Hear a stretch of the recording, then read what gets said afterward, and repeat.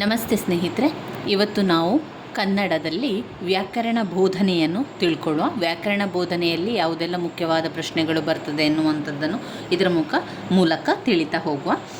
ಭಾಷೆಯ ರಚನೆಯ ನಿಯಮಗಳು ಹಾಗೂ ಭಾಷೆಯ ಪ್ರಯೋಗವನ್ನು ಕುರಿತು ಶಾಸ್ತ್ರೀಯ ಅಧ್ಯಯನವೇ ವ್ಯಾಕರಣ. ವ್ಯಾಕರಣವು ಭಾಷೆಯ ರಚನೆ ಮತ್ತು ಪ್ರಯೋಗಕ್ಕೆ ಸಂಬಂಧಿಸಿದ್ದು ಪದಗಳ ರಚನೆ, ಅರ್ಥಬದ್ಧತೆ, ಸುಸಂಬದ್ಧತೆ, ಒಪ್ಪುವ ರೀತಿ ಭಾಷೆಯ ರಚನೆಯಾಗುತ್ತದೆ. ವ್ಯಾಕರಣವು ಭಾಷೆಯ ಸುಸಂಬದ್ಧ ರಚನೆ, ಅರ್ಥಬದ್ಧತೆ ಮತ್ತು ನಿರರ್ಗಳ ಅಭಿವ್ಯಕ್ತಿಗೆ ಸಂಬಂಧಿಸಿದಂತೆ ಭಾಷೆಯ ರಚನೆಯನ್ನು ಅಧ್ಯಯನ ಮಾಡುವಂತಹ ಕ್ರಮವಾಗಿದೆ. ಇನ್ನು ವ್ಯಾಕರಣ ಬೋಧನೆಯ ಪದ್ಧತಿಯಲ್ಲಿ ನಾವು ಮುಖ್ಯವಾಗಿ 2 ಪದ್ಧತಿಗಳನ್ನು ಮುಖ್ಯವಾಗಿ ಓದ್ಕೊಳ್ಳೇಬೇಕು. ಯಾಕಂದರೆ ಇದು ನಾವು TET ಪರೀಕ್ಷೆಯಲ್ಲಿ, ಕನ್ನಡ ಪರೀಕ್ಷೆ ಮತ್ತು ಇಂಗ್ಲೀಷ್ ಪರೀಕ್ಷೆಯಲ್ಲಿ ಎರಡೂ ಪರೀಕ್ಷೆಯಲ್ಲಿ ಕೇಳುವಂತಹ ಒಂದು ಪ್ರಶ್ನೆ. ಅನುಗಮನ ಪದ್ಧತಿ ಇರ್ಬೋದು, ನಿಗಮನ ಪದ್ಧತಿ ಇರ್ಬೋದು. ಅನುಗಮನ ಪದ್ಧತಿಗೆ ಇಂಡಕ್ಟಿವ್ ಮೆಥಡ್ ಅಂತ ಕರಿತೇವೆ, ನಿಗಮನ ಪದ್ಧತಿಗೆ ಡಿಡಕ್ಟಿವ್ ಮೆಥಡ್ ಅಂತ ಕರಿತೇವೆ. ಅನುಗಮನ ಪದ್ಧತಿಯನ್ನು ತಂದವರು ಫ್ರಾನ್ಸಿಸ್ ಬೇಕನ್ ಅವರು, ನಿಗಮನ ಪದ್ಧತಿಯ ಬಗ್ಗೆ ಹೇಳಿದವರು ಅರಿಸ್ಟಾಟಲ್ ಅವರು. ಅನುಗಮನ ಪದ್ಧತಿ ಫ್ರಾನ್ಸಿಸ್ ಬೇಕನ್, ಹಾಗೆಯೇ ನಿಗಮನ ಪದ್ಧತಿ ಅರಿಸ್ಟಾಟಲ್. ನೆನಪಲ್ಲಿ ಇಟ್ಕೊಳ್ಳಿ, ತುಂಬ ಸಲ ಕೇಳಿದ್ದಾರೆ ಪ್ರಶ್ನೆ. ಈ ಅನುಗಮನ ಪದ್ಧತಿಯು ಬೋಧಿಸಬೇಕಾಗಿರುವ ವ್ಯಾಕರಣಾಂಶದ ಬಗೆಗೆ ಉದಾಹರಣೆಗಳನ್ನು ಮೊದಲು ಸಂಗ್ರಹಿಸಿ ಉದಾಹರಣೆಗಳನ್ನು ಮಕ್ಕಳಿಗೆ ಪರಿಚಯಿಸಲಾಗುತ್ತದೆ. ನಂತರ ಉದಾಹರಣೆಯಲ್ಲಿರುವಂತಹ ಗುಣಲಕ್ಷಣಗಳಿರ್ಬೋದು, ಅದರ ನಿಯಮ ಇರ್ಬೋದು, ಅದನ್ನು ತಿಳಿಸುವಂತಹ ಪದ್ಧತಿ ಅನುಗಮನ ಪದ್ಧತಿ. ಇಲ್ಲಿ ಅನುಗಮನ ಪದ್ಧತಿಯನ್ನು ತಿಳಿಸಿದವರು ಫ್ರಾನ್ಸಿಸ್ ಬೇಕನ್ ಅವರು. ಅನುಗಮನ ಪದ್ಧತಿ ಯಾವುದಕ್ಕೆ ಮುಖ್ಯವಾಗಿರ್ತದೆ ಅಂತ ಹೇಳಿದರೆ, ವ್ಯಾಕರಣ ಬೋಧನೆಗೆ ತುಂಬಾ ಮುಖ್ಯವಾಗಿರುವಂತಹ ಒಂದು ಪದ್ಧತಿ ಅಂತ ಹೇಳಿದರೆ ಅದು ಅನುಗಮನ ಪದ್ಧತಿ. ಈ ಅನುಗಮನ ಪದ್ಧತಿಯಲ್ಲಿ ಮೊದಲು ಉದಾಹರಣೆಯನ್ನು ತಿಳಿಸಿ ನಂತರ ನಿಯಮವನ್ನು ತಿಳಿಸಲಿಕ್ಕೆ ಇರುವಂಥದ್ದು.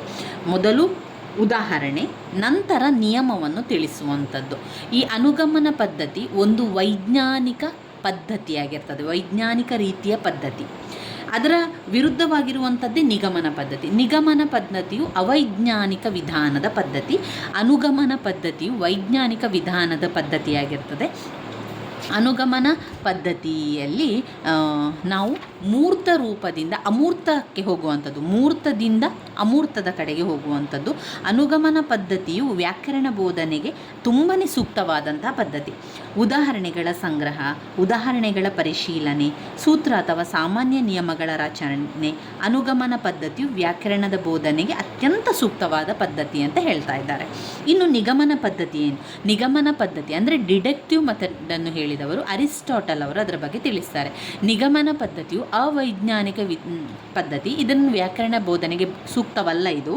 ಹಾಗೆ ವ್ಯಾಕರಣ ಕಲಿಸುವ ಒಂದು ಸಾಂಪ್ರದಾಯಿಕ ಪದ್ಧತಿಯಾಗಿರುವ ನಿಗಮನ ಪದ್ಧತಿಯಲ್ಲಿ ಇದು ಮೊದಲು ನಿಯಮ ಹೇಳಿ ನಂತರ ಉದಾಹರಣೆಯನ್ನು ತಿಳಿಸುವಂಥದ್ದು. ಮೊದಲು ನಿಯಮ ಹೇಳುವಂಥದ್ದು, ನಂತರ ಉದಾಹರಣೆಯನ್ನು ಹೇಳುವಂಥದ್ದು. ವ್ಯಾಕರಣ ಕಲಿಸುವ ಒಂದು ಸಾಂಪ್ರದಾಯಿಕ ಪದ್ಧತಿಯಾಗಿರುವ ನಿಗಮನ ಪದ್ಧತಿಯಲ್ಲಿ ಬೋಧಿಸುವ ವ್ಯಾಕರಣಾಂಶ ಬಗೆಗೆ ಮೊದಲೇ ಒಂದು ಸೂತ್ರ ಅಥವಾ ನಿಯಮವನ್ನು ಕೊಟ್ಟು ಆ ನಿಯಮದ ಗುಣಗಳನ್ನು ಅರ್ಥೈಸಿಕೊಳ್ಳುವಂಥದ್ದು, ಉದಾಹರಣೆಗೆ ಮತ್ತೆ ಕೊಡುವಂಥದ್ದು. ಈ ನಿಗಮನ ಪದ್ಧತಿಯು ಸಾಂಪ್ರದಾಯಿಕ ಪದ್ಧತಿ ಅಂತ ಹೇಳ್ಬೋದು. ನಿಗಮನ ಪದ್ಧತಿಯು ಸಾಂಪ್ರದಾಯಿಕ ಪದ್ಧತಿ, ವ್ಯಾಕರಣ ಕಲಿಸುವ ಒಂದು ಸಾಂಪ್ರದಾಯಿಕ ಪದ್ಧತಿಯಾಗಿ ನಿಗಮನ ಪದ್ಧತಿ ಬರ್ತದೆ. ಇಲ್ಲಿ ಬೋಧನೆಯು ಸೂತ್ರವಾಗಿ ಮೊದಲು ಸೂತ್ರ ಹೇಳುವಂಥದ್ದು, ನಂತರ ಉದಾಹರಣೆಯ ಕಡೆಗೆ ಹೋಗುವಂಥದ್ದು, ಇಡಿಯಿಂದ ಬಿಡಿಯ ಕಡೆಗೆ ಹೋಗುವಂಥದ್ದು. ಇಡಿಯಾಗಿರ್ತದೆ ನಿಗಮನ ಪದ್ಧತಿಯಲ್ಲಿ, ಇಡಿಯಾಗಿರುವಂಥದ್ದನ್ನು ಬಿಡಿಯ ಕಡೆಗೆ ಹೋಗುವಂಥದ್ದು ಅದು ನಿಗಮನ ಪದ್ಧತಿ. ಅಮೂರ್ತದಿಂದ ಮೂರ್ತದ ಕಡೆಗೆ ಹೋಗ್ತದೆ, ಅಮೂರ್ತದಿಂದ ಮೂರ್ತದ ಕಡೆಗೆ. ಅನುಗಮನ ಪದ್ಧತಿಯಲ್ಲಿ ಮೂರ್ತದಿಂದ ಅಮೂರ್ತಕ್ಕೆ, ಬಿಡಿಯಿಂದ ಇಡಿಗೆ ಹೋಗ್ತದೆ. ಇಲ್ಲಿ ಇಡಿಯಾಗಿರುವಂಥದ್ದನ್ನು ಬಿಡಿಗೆ ತೆಗೆದುಕೊಂಡು ಹೋಗ್ತದೆ, ಅಮೂರ್ತವಾಗಿರುವಂಥದ್ದು ಮೂರ್ತದ ಕಡೆಗೆ ಹೋಗುವಂಥ ಪದ್ಧತಿ ನಿಗಮನ ಪದ್ಧತಿ. ಸೂತ್ರ ನಿರೂಪಣೆ ಮಾಡುವಂಥದ್ದು, ಸೂತ್ರ ಪರಿಶೀಲನೆ ಮಾಡುವಂಥದ್ದು, ಸೂತ್ರದ ಉದಾಹರಣೆಯನ್ನು ಅನ್ವಯಿಸುವಂಥದ್ದು ನಿಗಮನ ಪದ್ಧತಿಗೆ. ವ್ಯಾಕರಣ ಬೋಧನೆ ನಿಗಮನ ಪದ್ಧತಿ ಸೂಕ್ತವಾದುದಲ್ಲ. ಬಹುಬೇಗ ವ್ಯಾಕರಣ ಅರ್ಥ ಮಾಡಿಕೊಳ್ಳಲು ಕಷ್ಟವಾಗ್ತದೆ. ಆದರೆ ಅನುಗಮನ ಪದ್ಧತಿಯಲ್ಲಿ ಅತ್ಯಂತ ಸರಳವಾಗಿ ಬಹುಬೇಗ ವ್ಯಾಕರಣಾಂಶಗಳನ್ನು ಅರ್ಥ ಮಾಡಿಕೊಳ್ಬೋದು ಅಂತ ಹೇಳ್ತಾ ಇದ್ದಾರೆ. ಇನ್ನು ಬೋಧನೆ ಮತ್ತು ಕಲಿಕಾ ಉಪಕರಣಗಳ ಬಗ್ಗೆ ನಾವು ನೋಡುವುದಾದರೆ, ಬೋಧನೆ ಮತ್ತು ಕಲಿಕೆಯಲ್ಲಿ ನೆರವಾಗುವಂತಹ ಉಪಕರಣಗಳೇ ಬೋಧನಾ ಅಥವಾ ಕಲಿಕೆ ಉಪಕರಣ ಆಗಿರ್ತದೆ. ಶಿಕ್ಷಣ ತಜ್ಞರಾದಂತಹ ರೂಸೋ, ಪ್ರೊಬೆಲ್, ಮಾಂಟೆಸ್ಕ್ಯೂ, ಟಾಗೂರ್, ಗಾಂಧೀಜಿ ಮುಂತಾದವರು ಬೋಧನೆಯಲ್ಲಿ ಅನವಶ್ಯಕ ವಿವರಣೆಯನ್ನು ಕೈಬಿಡಬೇಕು, ಮಕ್ಕಳನ್ನು ಚಟುವಟಿಕೆಗಳ ಮೂಲಕ, ಉಪಕರಣಗಳ ಮೂಲಕ, ಪ್ರಯೋಗಗಳ ಮೂಲಕ ಮಾಡಿ ತೋರಿಸಿ ಅವರಿಗೆ ಕಲಿಸಬೇಕು ಅಂತ ಅವರು ಹೇಳ್ತಾರೆ. ಬೋಧನಾ ಉಪಕರಣಗಳ ವಿಧಗಳು ಅಥವಾ 3 ಬೋಧನಾ ಉಪಕರಣಗಳು ನೋಡಿದರೆ ಅದು ಒಂದು ದೃಕ್ ಉಪಕರಣ, ಒಂದು ಶ್ರವಣ ಉಪಕರಣ ಮತ್ತು ದೃಕ್ ಶ್ರವಣೋಪಕರಣ. ಒಂದು ಕಣ್ಣಿಗೆ ಕಾಣುವಂಥ ಒಂದು ಉಪಕರಣ, ಒಂದು ಕಿವಿಗೆ ಕೇಳುವಂಥದ್ದು, ಮತ್ತೊಂದು ಕಣ್ಣು ಮತ್ತು ಕಿವಿ ಎರಡಕ್ಕೂ ಕೂಡ ಸಹಾಯಕವಾಗುವಂಥದ್ದು. ದೃಕ್ ಉಪಕರಣ ಅಂತ ಹೇಳಿದರೆ ಕಣ್ಣಿನಿಂದ ಮಾತ್ರ ನೋಡಿ ತಿಳಿಲಿಕ್ಕೆ ಆಗುವಂತಹ ಉಪಕರಣಗಳನ್ನು ನಾವು ದೃಕ್ ಉಪಕರಣ ಅಂತ ಹೇಳ್ತೇವೆ. ಶ್ರವಣ ಉಪಕರಣ ಅಂತ ಹೇಳಿದರೆ ಕಿವಿಯಿಂದ ಮಾತ್ರ ಕೇಳಬಹುದಾದಂತಹ ಉಪಕರಣಗಳು ಶ್ರವಣ ಉಪಕರಣ. ದೃಕ್ ಮತ್ತು ಶ್ರವಣ ಎರಡೂ ಅಂತ ಬಂದಾಗ ಕಣ್ಣಿನಿಂದ ನೋಡುವಂಥದ್ದು, ಕಿವಿಯಿಂದ ಕೇಳುವಂಥದ್ದು ಎರಡೂ ಕೂಡ ಇದರಲ್ಲಿ ಬರ್ತದೆ. ಈ ಚಿತ್ರಪಟಗಳನ್ನು ನೋಡುವಂಥದ್ದು, ಚಾರ್ಟುಗಳನ್ನೆಲ್ಲ ನೋಡುವಂಥದ್ದು ಅದು ದೃಕ್ ಉಪಕರಣಗಳಿಗೆ ಬರುವಂಥದ್ದು. ದೃಕ್ ಉಪಕರಣಗಳಿಗೆ ಆಕರ್ಷಕವಾಗಿ ವರ್ಣರಂಜಿತವಾಗಿ ಮಾಡಿದಂಥ ಚಿತ್ರಪಟಗಳನ್ನು ನೋಡಿ ಕಲಿಯುವಂಥದ್ದು ಆಗಿರ್ತದೆ. ಇದು ಮಕ್ಕಳಿಗೆ ವಸ್ತುವಿನ ಸ್ಪಷ್ಟ ಕಲ್ಪನೆಯ ಬಗ್ಗೆ ತಿಳಿಸಿಕೊಡ್ತದೆ. ಅವರಿಗೆ ಅದು ಆ ಕಲ್ಪನೆಯ ಮೂಲಕ ಅವರು ಕಲಿತಾರೆ. ಅದರಲ್ಲಿ ಇಲ್ಲಿ ಪದಗಳು, ವಾಕ್ಯ ರಚನೆ, ಹೇಳಿಕೆ, ನುಡಿಗಟ್ಟುಗಳ ರಚನೆ, ದುಂಡಾದ ಕೈಬರಹ, ವ್ಯಾಕರಣಾಂಶ ಎಲ್ಲ ಕೂಡ ಅದರಲ್ಲಿ ಬರ್ತದೆ. ಇನ್ನು ಚಿತ್ರ ಪುಸ್ತಕಗಳು, ವಿವಿಧ ಶೈಕ್ಷಣಿಕ ಸಾಹಿತ್ಯದ ಮಾಧ್ಯಮದ ಚಿತ್ರಗಳು, ಮಾಹಿತಿ ಲೇಖನಗಳು, ಕವನಗಳು, ರೇಖಾನಕ್ಷೆಗಳು ಎಲ್ಲ ಕೂಡ ಇದರಲ್ಲಿ ಇರ್ತದೆ. ಭಾಷಾ ಬೋಧನೆಗೆ ಸಹಾಯಕವಾಗುವ ರೀತಿ ಏನು? ಪತ್ರಿಕೆ, ನಿಯತಕಾಲಿಕೆಗಳು, ಸಾಹಿತ್ಯ ಪುಸ್ತಕಗಳು ಮೊದಲಾದವುಗಳು ಕನ್ನಡ ಭಾಷೆ, ಸಾಹಿತ್ಯದ ಅಂಶ, ಕವಿ, ಕಾವ್ಯ ವಿವರಗಳು, ಕೃತಿಗಳ ಪರಿಚಯ, ವಿಮರ್ಶೆ, ಸೃಜನಶೀಲ ಸಾಹಿತ್ಯ ಲೇಖನಗಳನ್ನು ವ್ಯವಸ್ಥಿತವಾಗಿ ಸಂಗ್ರಹಿಸಬೇಕು. ಇಂತಹ ಪುಸ್ತಕಗಳನ್ನು ಭಾಷಾ ಬೋಧನೆಯ ಸಂದರ್ಭದಲ್ಲಿ ಪೂರಕ ಅಧ್ಯಯನ ಮತ್ತು ಗ್ರಂಥಾಲಯ ಅಧ್ಯಯನಗಳಲ್ಲಿ ಕೂಡ ಬಳಸ್ಬೋದು. ಇನ್ನು ಕಪ್ಪು ಹಲಗೆ ಅಂತ ಬಂದಾಗ ತುಂಬ ಸಲ ಇದರ ಬಗ್ಗೆ ಪ್ರಶ್ನೆಯನ್ನು ಕೇಳಿದ್ದಾರೆ. ಅಧ್ಯಾಪಕರ ಮತ್ತೊಂದು ಸಹಾಯಕವಾಗುವಂತಹ ಒಂದು ಸಾಧನ ಅಂತ ಹೇಳಿದರೆ ಕಪ್ಪು ಹಲಗೆ ಅಥವಾ ಶಿಕ್ಷಕನ ಎರಡನೆಯ ನಾಲಿಗೆ ಅಂತ ಕೇಳಿದ್ದಾರೆ. ಇಂಗ್ಲೀಷ್ನಲ್ಲೂ ಕೂಡ ಕೇಳ್ತಾರೆ, ಕನ್ನಡದಲ್ಲೂ ಕೂಡ ಕೇಳುವಂಥ ಪ್ರಶ್ನೆ. ಬೋಧನೆಯ ಜೊತೆಯಲ್ಲಿ ನಿರಂತರವಾಗಿ ಬಳಸುವಂಥದ್ದು ಕಪ್ಪು ಹಲಗೆ. ಎಲ್ಲ ಹಂತಗಳ ಶಿಕ್ಷಣಗಳಲ್ಲೂ ಅಗತ್ಯವಾಗಿ ಬಳಸುವ ಕಪ್ಪು ಹಲಗೆಯು ಒಂದು ಸುಲಭ ಸಾಧನವಾಗಿದೆ. ಅಕ್ಷರಗಳ ರೇಖಾವಿನ್ಯಾಸಗಳು, ಪದರಚನೆ, ವಾಕ್ಯ ರಚನೆ, ವ್ಯಾಕರಣಾಂಶಗಳು ಅದೆಲ್ಲ ಕಲಿಸುವಂಥದ್ದು, ದುಂಡಾದ ಕೈಬರಹದ ಕೌಶಲ್ಯ ಕಲಿಸುವಂಥದ್ದು ಅದೆಲ್ಲ ಕಪ್ಪು ಹಲಗೆಯಲ್ಲಿ ಬರುವಂಥದ್ದನ್ನು ಕಾಣಬಹುದು. ಇನ್ನು ರೇಡಿಯೋ ಅಂತ ಬಂದಾಗ ಅದು ಶ್ರವಣ ಉಪಕರಣ ಆಗಿರ್ತದೆ, ಕೇಳುವಂಥದ್ದು, ಸರಿಯಾಗಿ ಕೇಳಿ ಅದನ್ನು ತಿಳ್ಕೊಳ್ಳುವಂಥದ್ದಾಗಿರ್ತದೆ. ದೂರದರ್ಶನ ಮತ್ತು ಚಲನಚಿತ್ರ ಇದು ಕೇಳುವಂಥದ್ದು ಮತ್ತು ನೋಡುವಂಥದ್ದು ಎರಡೂ ಕೂಡ ಇದರಲ್ಲಿ ಬರ್ತದೆ. ಇದು ದೃಕ್ ಮತ್ತು ಶ್ರವಣ ಉಪಕರಣಗಳಿಗೆ ಉದಾಹರಣೆ ಆಗಿರ್ತದೆ. ಇನ್ನು ಇತ್ತೀಚೆಯಲ್ಲಿ ಪ್ರಸಾರ ಮಾಡುತ್ತಿರುವ ಕಾರ್ಯಕ್ರಮ ಅಂತ ಹೇಳಿದರೆ ಟರ್ನಿಂಗ್ ಪಾಯಿಂಟ್, ಸುರಭಿ, ರಸಪ್ರಶ್ನೆ ಕಾರ್ಯಕ್ರಮ, ಈ ರೀತಿಯಾಗಿ ಅನೇಕ ಕಾರ್ಯಕ್ರಮಗಳನ್ನು ನಾವು ನೋಡ್ತೇವೆ. ಇನ್ನು ನಾವು ನೋಡುವುದಾದರೆ ಕಲಿಕೆಯ ಮನೋವೈಜ್ಞಾನಿಕ ತತ್ವಗಳು.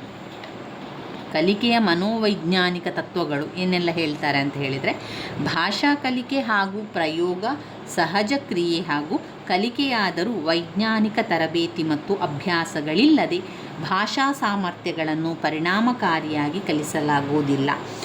ಭಾಷಾ ಕಲಿಕೆಯಲ್ಲಿ ಒಳಗೊಳ್ಳುವ ಮನೋವೈಜ್ಞಾನಿಕ, ಸಾಮಾಜಿಕ ಹಾಗೂ ಸಾಂಸ್ಕೃತಿಕ ಅಂಶಗಳ ಹಿನ್ನೆಲೆಗಳನ್ನು ಪರಿಗಣಿಸಬೇಕು.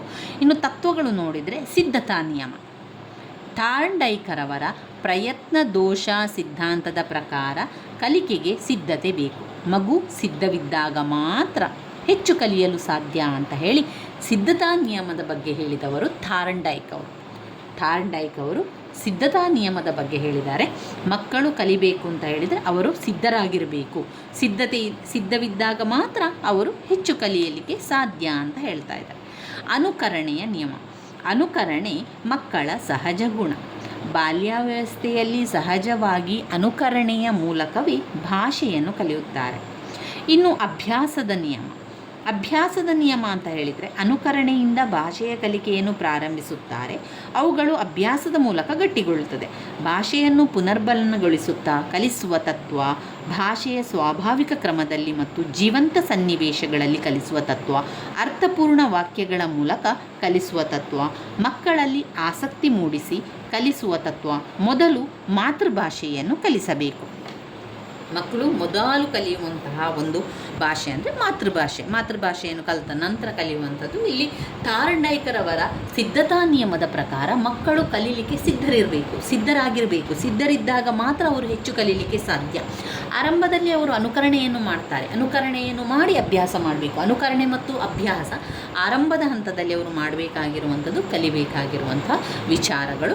ಇದರ ಜೊತೆಗೆ ನಾವು 2024ರ ಪ್ರಶ್ನೆ ಪತ್ರಿಕೆಯನ್ನೊಮ್ಮೆ ನೋಡುವ. ಇದರಲ್ಲಿ ಕನ್ನಡ ಮತ್ತೊಮ್ಮೆ ನೆನಪು ಮಾಡ್ತಾ ಅದರಲ್ಲಿ ಬಂದಿರುವಂಥ ವಿಚಾರಗಳನ್ನು ನೋಡ್ತಾ ಹೋಗುವ. ಇದರಲ್ಲಿ ನಮಗೆ ಆರಂಭದಲ್ಲಿ ಎಲ್ಲರಿಗೂ ಕೂಡ ಗೊತ್ತಿರುವಂತೆ ಗದ್ಯ ಭಾಗ ಬರ್ತದೆ. ಅದನ್ನು ನಾವು ಪ್ರಶ್ನೆಯನ್ನು ನೋಡಿಕೊಂಡು ನಂತರ ಅದನ್ನು ಅದರ ಪ್ರಶ್ನೆಯ ಜೊತೆಗೆ ಯಾವ ಉತ್ತರ ಎಲ್ಲಿದೆ ಎನ್ನುವಂಥದ್ದನ್ನು ನಾವು ತಿಳ್ಕೊಳ್ಬೇಕಾಗ್ತದೆ.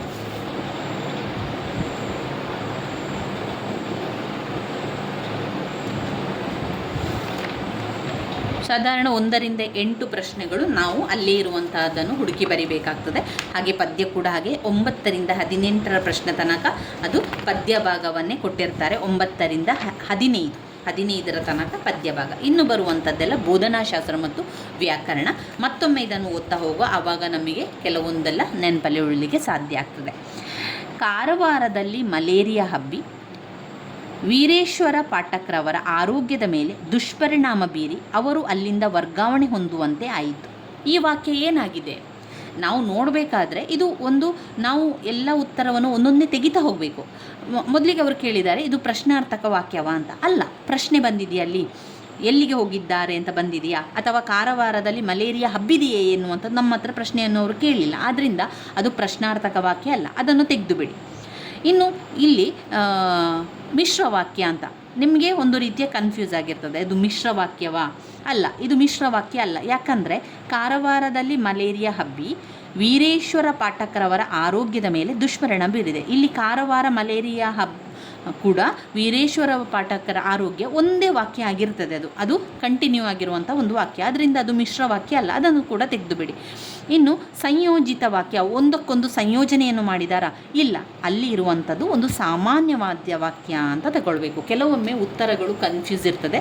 ನಾವು ಒಂದೊಂದೇ ಉತ್ತರವನ್ನು ತೆಗಿತಾ ನೋಡಬೇಕು. ಅದು ಆ ಕ್ಷಣದಲ್ಲಿ ಆಗಬೇಕು, ತುಂಬಾ ಲೇಟ್ ಮಾಡಬೇಡಿ. ಆ ಕ್ಷಣದಲ್ಲಿ ಈ ಪ್ರಶ್ನೆ ಇದಕ್ಕೆ ಉತ್ತರ ಅಲ್ಲ ಎನ್ನುವಂಥದ್ದನ್ನು ನೀವು ಅದನ್ನು ಯೋಚನೆ ಮಾಡ್ತಾ ಕಾರವಾರದಲ್ಲಿ ಮಲೇರಿಯಾ ಹಬ್ಬಿ ವೀರೇಶ್ವರ ಪಾಠಕ್ರವರ ಆರೋಗ್ಯದ ಮೇಲೆ ದುಷ್ಪರಿಣಾಮ ಬೀರಿ ಅವರು ಅಲ್ಲಿಂದ ವರ್ಗಾವಣೆ ಹೊಂದುವಂತೆ ಆಯಿತು ಎನ್ನುವಂಥದ್ದು ಒಂದು ಸಾಮಾನ್ಯವಾದ ವಾಕ್ಯ ಆಗಿದೆ. 17ನೇ ಪ್ರಶ್ನೆ, ಕ್ರಿಯಾ ಸಮಾಸಕ್ಕೆ ಉದಾಹರಣೆಯಾದ ಪದಗಳ ಗುಂಪು ಏನು? ಇಲ್ಲಿ ಕ್ರಿಯಾ ಸಮಾಸ ಬೇಕು. ಕ್ರಿಯೆ ಅಂದರೆ ಅಲ್ಲಿ ಒಂದು ಕ್ರಿಯೆ ನಡೆದಿರಬೇಕು. ಕ್ರಿಯಾ ಸಮಾಸದಲ್ಲಿ ಯಾವಾಗಲೂ ಹೇಗೆ ಬರ್ತದೆ ಅಂದರೆ ಕೈಯನ್ನು ಮುಗಿಯುವಂಥದ್ದು, ಕೆಲಸವನ್ನು ಮಾಡುವಂಥದ್ದು, ತಲೆಗೆಡುವಂಥದ್ದು ಅಥವಾ ಮೈ ಪರಚುವಂಥದ್ದು, ಇದೆಲ್ಲ ಒಂದು ಕೆಲಸದ ಕ್ರಿಯಾ ಸಮಾಸ ಅಂತ ಬರುವಂಥದ್ದು. ಈಗ ಮೊದಲನೇದು ನಾವು ತಗೊಂಡ್ರೆ ಹಣೆಗಣ್ಣ, ಮುಕ್ಕಣ್ಣ, ಈ ರೀತಿಯಾದ ಪ್ರಶ್ನೆಗಳು. ಇದರಲ್ಲಿ ಯಾವುದೇ ರೀತಿಯ ಕ್ರಿಯೆ ಇಲ್ಲ. ಈಗ ಸಾಧಾರಣವಾಗಿ ಇಲ್ಲಿ ನೋಡ್ತಾ ಹೋದರೆ ನಾವು ಮೈ ಮುಚ್ಚು, ಕಣ್ದೆರೆ, ಕಂಗೆಡು, ಮೈ ಮುಚ್ಚು, ಮೈ ಪ್ಲಸ್ ಮುಚ್ಚು, ಮೈ ಮುಚ್ಚು, ಕಣ್ದೆರೆ, ಕಣ್ಣನ್ನು ತೆರೆಯುವಂಥದ್ದು ಒಂದು ಕೆಲಸ. ಕಂಗೆಡು, ಕಣ್ ಪ್ಲಸ್ ಕೆಡು, ಕಂಗೆಡು, ಇದು ಕ್ರಿಯಾ ಸಮಾಸ ಅಂತ ನಮಗೊಂದು ಅಂದಾಜು ಮೂಲಕ ಆಗ್ತದೆ. ಕೆಲವೊಮ್ಮೆ ಸರಿಯಾಗಿ ಗೊತ್ತಿದ್ದವರಿಗೆ ಬೇಗನೆ ಅರ್ಥ ಮಾಡ್ಕೊಳ್ಬೋದು. ಇನ್ನು ಕೆಲವೊಮ್ಮೆ ಏನಾಗ್ತದೆ ಅಂದರೆ ನಮಗೆ ಗೊಂದಲಗಳು ಉಂಟಾಗ್ತದೆ, ಇದು ಆಗಿರ್ಬೋದಾ ಅಂತ ಹೇಳಿ. ಆದರೆ ಅಲ್ಲಿ ಒಂದು ನಾವು ಸಾಮಾನ್ಯವಾಗಿ ಯೋಚನೆ ಮಾಡುವುದಾದರೆ ಕ್ರಿಯೆ ಉಂಟಾ ಅಂತ ನೋಡ್ಕೊಳ್ಬೇಕು. ಕೈ ಮುಚ್ಚುವಂಥದ್ದು, ಮುಚ್ಚು ಅಂತ ಒಂದು ಕೆಲಸ, ತೆಗಿ, ಮುಚ್ಚು, ಇದು ಒಂದು ಕೆಲಸ ಅಂತ ಒಂದು ರೀತಿಯಲ್ಲಿ ನಾವು ಅದನ್ನು ಆಯ್ಕೆ ಮಾಡಿಕೊಳ್ಳಿ. ಮೈ ಮುಚ್ಚು, ಕಣ್ದೆರೆ, ಕಂಗೆಡು ಎನ್ನುವುದು ಕ್ರಿಯಾ ಸಮಾಸ. 18ನೇ ಪ್ರಶ್ನೆ, ವಿದ್ಯಾರ್ಥಿ, ಈ ಪದದ ಅಕ್ಷರದ ಗಣ ಏನು? ವಿದ್ಯಾರ್ಥಿ, ತಾ ಅಂತ ಬರ್ತದೆ. ಅಲ್ಲಿ ತಾ ಎನ್ನುವಂತಹ ಗಣ ಅಂತ ಬರ್ತದೆ ಅಂತ ನೋಡ್ಕೊಳ್ಬೇಕು. ಇಲ್ಲಿ ನಾ ಅಂತ ಬಂದಿದೆ. ವಿದ್ಯಾರ್ಥಿ ಅಂತ ಹೇಳಿದ ಕೂಡ ಇಲ್ಲಿ ಯಾವುದೇ ನಾ ಇಲ್ಲ, ಸಾ. ವಿದ್ಯಾರ್ಥಿ ಅಂತ ಬಂದಾಗ ಸಾ ಕೂಡ ಬರ್ತಾ ಇಲ್ಲ. ಮಾ ಬರ್ತದ? ಇಲ್ಲ. ತಾ ಎನ್ನುವ ಉಚ್ಚಾರ ಬರ್ತಾ ಇದೆ, ಆಗಿರ್ಬೋದು ಎನ್ನುವಂಥ ಒಂದು ಕಾರಣದಿಂದಾಗಿ ಅದನ್ನು ಗುರುತು ಹಾಕ್ಕೊಳ್ಳಿ. ಉತ್ತರಗಳು ಸರಿಯಾಗಿ ಗೊತ್ತಿದ್ದರೆ ನಾವು ಬೇಗವಾಗಿ ಗುರುತನ್ನು ಹಾಕ್ಕೊಳ್ಳಿಕ್ಕೆ ಆಗ್ತದೆ. 19ನೇ ಪ್ರಶ್ನೆ, ಸ್ಯಾನಿಟರಿ ಪದವು ಕನ್ನಡಕ್ಕೆ ಯಾವ ಭಾಷೆಯಿಂದ ಬಂದಿದೆ ಎನ್ನುವಂಥದ್ದು. ಈ ರೀತಿಯಾಗಿ ತುಂಬಾ ವಾಕ್ಯ ಇದೆ. ಪರ್ಷಿಯನ್ ಭಾಷೆಯಿಂದ, ಗ್ರೀಕ್ ಭಾಷೆಯಿಂದ, ಹಿಂದೂಸ್ತಾನಿ ಭಾಷೆಯಿಂದ ಬಂದಿದೆ. ಅಂದರೆ ನಾವು ಮಾಮೂಲಿಯಾಗಿ ಹೆಚ್ಚಾಗಿ ಇಂಗ್ಲೀಷ್ ಪದ ಮತ್ತು ಪರ್ಷಿಯನ್ ಪದಗಳೇ ಹೆಚ್ಚಾಗಿರುವಂಥದ್ದು. ಸ್ಯಾನಿಟರಿ ಎನ್ನುವಂಥ ಪದ ಇಂಗ್ಲೀಷ್ ಅಂತ ನಮಗೆ ಸಾಧಾರಣ ಹಾಗೆ ಅಂದಾಜು ಮಾಡಿ ಹಾಕಬೇಕಾಗ್ತದೆ. 20ನೇ ಪ್ರಶ್ನೆ, ಎಳಗಿಳಿಗಳ ಬಳಗಗಳ ನಳವಳಿಸಿ ಬೆಳೆದ ಕಳವೆಯ ಎಳೆಯ ಕಾಳಿಗೆ ಎಳಸಿ ಬಂದವು. ಇದು ಈ ಅಲಂಕಾರಕ್ಕೆ ಉದಾಹರಣೆಯಾಗಿದೆ. ಅಲಂಕಾರಗಳನ್ನೆಲ್ಲ ಓದ್ಕೊಳ್ಬೇಕು. ಆದರೆ ಅರ್ಥ ಆಗುವುದಿಲ್ಲ ಅಂತಾದರೆ ತುಂಬಾ ಚಿಂತೆ ಮಾಡಬೇಡಿ. ಈ ರೀತಿ ಆಗಿರ್ಬೋದು ಎನ್ನುವಂಥ ಒಂದು ಇದರ ಮೇಲೆ, ಉದಾಹರಣೆಯ ಮೇಲೆ ನೀವು ಅದನ್ನು ಆಯ್ಕೆ ಮಾಡಿಕೊಳ್ಬೇಕು. ಮುಂದಿನ ಭಾಗಗಳಲ್ಲಿ ಅಥವಾ ಮುಂದಿನ ದಿನಗಳಲ್ಲಿ ನಾವು ಆ ಒಂದು ಅಲಂಕಾರಗಳ ಸ್ವಲ್ಪ ಆದರೂ ಕೂಡ ತಿಳ್ಕೊಳ್ಳುವ ಅಲಂಕಾರಗಳ ಬಗ್ಗೆ. ಇಲ್ಲಿ ಈ ರೀತಿ ಕೊಟ್ಟಿರುವಂಥದ್ದು ಇದು ವೃತ್ಯಾನುಪ್ರಾಸಕ್ಕೆ ಬರ್ತದೆ. ವೃತ್ಯಾನುಪ್ರಾಸ ಎನ್ನುವಂಥದ್ದು ಎಳಗಿಳಿಗಳ ಬಳಗಗಳು ನಳನಳಿಸಿ ಬೆಳೆದ ಕಳವೆಯ ಎಳೆಯ ಕಾಳಿಗೆ ಎಳಸಿ ಬಂದವು. ತಿರುಗಿ ಅದೇ ವಾಕ್ಯಕ್ಕೆ ಬರ್ತಾ ಇದೆ ಎನ್ನುವಂಥದ್ದು ವೃತ್ಯಾನುಪ್ರಾಸದಲ್ಲಿ ಬರ್ತದೆ ನೋಡಿ. ಎಳಗಿಳಿಗಳ ಬಳಗಗಳು ನಳನಳಿಸಿ ಬೆಳೆದ ಕಳವೆಯ ಎಳೆಯ ಕಾಳಿಗೆ ಎಳಸಿ ಬಂದವು.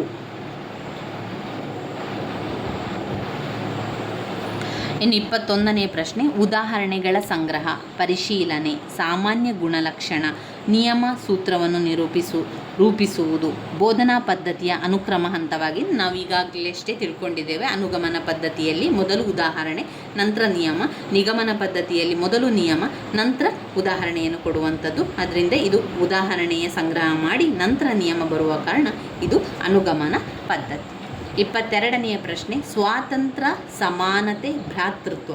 ಇದು ಯಾವುದರ ಮೌಲ್ಯ? ಪ್ರಜಾಪ್ರಭುತ್ವದಲ್ಲಿ ಬರುವಂಥದ್ದು ಸ್ವಾತಂತ್ರ್ಯ, ಸಮಾನತೆ, ಭ್ರಾತೃತ್ವ ಎನ್ನುವಂಥದ್ದು. 23ನೆಯ ಪ್ರಶ್ನೆ, ಕನ್ನಡ ಭಾಷಾ ಶಿಕ್ಷಕರು 8ನೇ ತರಗತಿಯಲ್ಲಿ ತಲಕಾಡಿನ ವೈಭವ, 9ನೇ ತರಗತಿಯಲ್ಲಿ ಬೆಡಗಿನ ತಾಣ ಜಯಪುರ, 10ನೇ ತರಗತಿಯಲ್ಲಿ ಲಂಡನ್ ನಗರ ಎಂಬ ಪ್ರವಾಸ ಕಥನದ ಗದ್ಯಪಾಠಗಳನ್ನು ಬೋಧಿಸುತ್ತಾರೆ. ಹಾಗಾದರೆ ಇಲ್ಲಿ ಈ ವಿಧಾನವನ್ನು ತಿಳಿಯಬಹುದಾಗಿದೆ. ಇದು ಅಂತರ್ಗತವಾಗುವಂಥದ್ದು ಅಲ್ಲ. ಯಾಕಂದರೆ 8ನೇ ತರಗತಿಯಲ್ಲಿ ತಲಕಾಡಿನ ವೈಭವ, 9ನೇ ತರಗತಿಯಲ್ಲಿ ಬೆಡಗಿನ ತಾಣ ಜಯಪುರ, ಲಂಡನ್ 10ನೇ ತರಗತಿಯಲ್ಲಿ ಲಂಡನ್ ನಗರ ಎಲ್ಲವೂ ಕೂಡ ಒಂದು ಜಾಗದ ವೈಭವವನ್ನು ತಿಳಿಸುವಂಥದ್ದು, ಒಂದು ಜಾಗದ ಪ್ರವಾಸ ಕಥನ ಎಂಬ ಪ್ರವಾಸ ಕಥನದ ಗದ್ಯಪಾಠಗಳನ್ನು ಬೋಧಿಸ್ತಾ ಇದ್ದಾರೆ. ಹಾಗಾದರೆ ಅವರು ಏನು ಮಾಡ್ತಾ ಇದ್ದಾರೆ? ಸುರುಳಿಯಾಕಾರದ ವಿಧಾನಕ್ಕೆ ಬರ್ತಾ ಇದ್ದಾರೆ. ಇಲ್ಲಿ ಏನು ನಿಯಮ ಹೇಳ್ತಾ ಇದ್ದಾರಾ? ಇಲ್ಲ. ನಿಯಮ ಹೇಳ್ತಾ ಇದ್ದರೆ ಅದು ನಿಗಮನ ಪದ್ಧತಿ ಆಗ್ತಿತ್ತು. ರಚನೆಯನ್ನು ಮಾಡ್ತಾ ಇದ್ದಾರಾ? ಕತೆ ರಚನೆ ಮಾಡ್ತಾ ಇದ್ದಾರಾ? ಇಲ್ಲ. ಅವರು ಹೇಳ್ತಾ ಇದ್ದಾರೆ, ಬೋಧಿಸುತ್ತಾರೆ, ಅಂತರ್ಗತ ಮಾಡ್ಕೊಂಡಿದ್ದಾರೆ. ಇಲ್ಲಿ ಇದು ಒಂದು ಸುರುಳಿಯಾಕಾರದ ವಿಧಾನಕ್ಕೆ ಬರ್ತದೆ ಅಂತ ಹೇಳ್ಬೋದು. 24ನೆಯ ಪ್ರಶ್ನೆ, 2005ರ ರಾಷ್ಟ್ರೀಯ ಪಠ್ಯಕ್ರಮವು ಈ ಕೆಳಗಿನ ವೈಶಿಷ್ಟ್ಯಗಳನ್ನು ಹೊಂದಿದೆ. ಕಲಿಕೆಯನ್ನು ಜೀವನದ ಅವಶ್ಯಕತೆಗಳೊಂದಿಗೆ ಜೋಡಿಸುತ್ತದೆ. ಸರಿಯಾಗಿದೆ. ಶಾಲೆಯ ಹೊರಗಿನ ಬದುಕಿಗೆ ಜ್ಞಾನವನ್ನು ಸಂಯೋಜಿಸುವುದು. ಇದು ಸರಿಯಾಗಿದೆ. 1 ಮತ್ತು 2 ಕೂಡ ಸರಿಯಾಗಿದೆ. 25ನೆಯ ಪ್ರಶ್ನೆ, ರಾಷ್ಟ್ರಕವಿ ಎಂ ಗೋವಿಂದ ಪೈಯವರ ತಾಯೇ ಬಾರ ಮೊಗವ ತೋರ ಪದ್ಯದ ಜೊತೆಗೆ ರಾಷ್ಟ್ರಕವಿ ಕುವೆಂಪು ಅವರ ಭಾರತ ಜನನಿಯ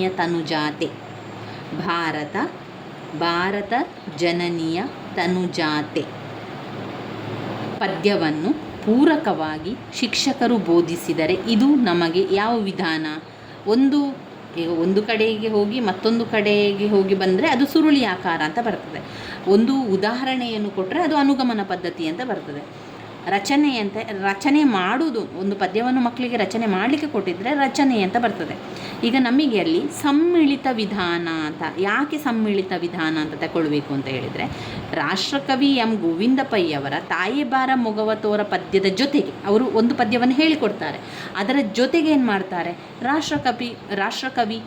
ರಾಷ್ಟ್ರಕವಿ ಕುವೆಂಪು ಅವರ ಭಾರತ ಜನನಿಯ ತನುಜಾತೆ ಪದ್ಯವನ್ನು ಪೂರಕವಾಗಿ ಶಿಕ್ಷಕರು ಬೋಧಿಸ್ತಾರೆ. ಅದರ ನಂತರ ಇದನ್ನು ಪೂರಕವಾಗಿ ಬೋಧನೆ ಮಾಡೋದು ಸಮ್ಮಿಳಿತಗೊಳಿಸ್ತಾರೆ ಅಂತ ಎನ್ನುವಂಥ ಒಂದು ಸಾಮಾನ್ಯ ಜ್ಞಾನ ನಮಗೆ ಗೊತ್ತಾಗ್ತದೆ. ಅಂದರೆ ಇದರ ಜೊತೆಗೆ ಅವರು ಸಮ್ಮಿಳಿತ ಮಾಡಿದ್ದಾರೆ ಎನ್ನುವಂಥದ್ದು. 26ನೇ ಪ್ರಶ್ನೆ, ಭಾಷೆ ಎಂದರೆ ಧ್ವನಿ ಸಂಕೇತಗಳಿಂದ ಮನುಷ್ಯನ ವಿಚಾರಗಳನ್ನು ಅಭಿವ್ಯಕ್ತಗೊಳಿಸುವ ಸಾಧನ ಅಂತ ಹೇಳಿದವರು ಯಾರು? ಪ್ಲೇಟೋ ಅವರು ಹೇಳಿದ್ದಾರೆ ಧ್ವನಿ ಸಂಕೇತಗಳಿಂದ. ನಾವು ಈಗಾಗಲೇ ಮೊದಲಿನ ಒಂದು ಭಾಷೆಯ ಬಗ್ಗೆ ನಾವು ಓದಬೇಕಾದ್ರೆ ನಿಮಗೆ ನಾನು ಅದನ್ನು ತಿಳಿಸಿದ್ದೆ ನೋಡಿ. ಆರಂಭದಲ್ಲಿ ನಾವು ನೋಡಿದರೆ,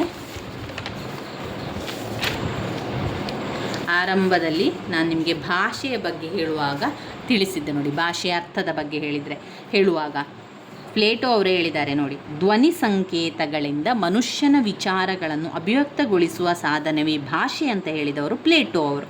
ಬ್ಲ್ಯಾಕ್ ಮತ್ತು ಟ್ರಿಗರ್ ಏನು ಹೇಳಿದ್ದಾರೆ? ಒಂದು ಸಮಾಜದ ವ್ಯಕ್ತಿಗಳ ಪರಸ್ಪರ ವ್ಯವಹಾರಕ್ಕಾಗಿ ಬಳಸುವಂಥದ್ದು ಧ್ವನಿಯನ್ನು ಬ್ಲ್ಯಾಕ್ ಮತ್ತು ಟ್ರಿಗರ್ ಅವರು ಹೇಳಿದ್ದಾರೆ. ಇನ್ನು ಎಬ್ಬಿಂಗ್ ಹೌಸ್ ಅವರ ಪ್ರಕಾರ ಯಾವಾಗ ಬೇಕಾದರೂ ಸ್ವಪ್ರೇರಿತವಾಗಿ ಎಚ್ಚರಿಸಬಹುದಾದ ಸಾಂಪ್ರದಾಯಿಕ ಸಂಕೇತವೇ ಭಾಷೆ ಎಂದು ಎಬ್ಬಿಂಗ್ ಹೌಸ್ ಅವರು ಹೇಳಿದವರು. ಬ್ಲ್ಯಾಕ್ ಮತ್ತು ಟ್ರಿಗರ್ ಹೇಳಿದ್ದಾರೆ ಎರಡು ವ್ಯಕ್ತಿಗಳ ನಡುವಿನ ವ್ಯವಹಾರಕ್ಕಾಗಿ ಬಳಸುವಂಥದ್ದು. ಪ್ಲೇಟೋ ಅವರು ಹೇಳಿದ್ದಾರೆ ಧ್ವನಿ ಸಂಕೇತಗಳಿಂದ ಮನುಷ್ಯನ ವಿಚಾರಗಳನ್ನು ಅಭಿವ್ಯಕ್ತಗೊಳಿಸುವುದು. FT ವುಡ್ ಅವರು ಹೇಳಿರುವಂತೆ ಭಾಷೆಯು ಪ್ರಾಥಮಿಕವಾಗಿ ಮೌಖಿಕ ಕ್ರಿಯೆ, ನಂತರ ಲಿಖಿತ ರೂಪ ಮೂಡಿ ಬಂದಿದೆ ಅಂತ ನಾವು ಆರಂಭದಲ್ಲಿ ಅದರ ಬಗ್ಗೆ ತಿಳ್ಕೊಂಡಿದ್ದೇವೆ ಸ್ನೇಹಿತರೆ.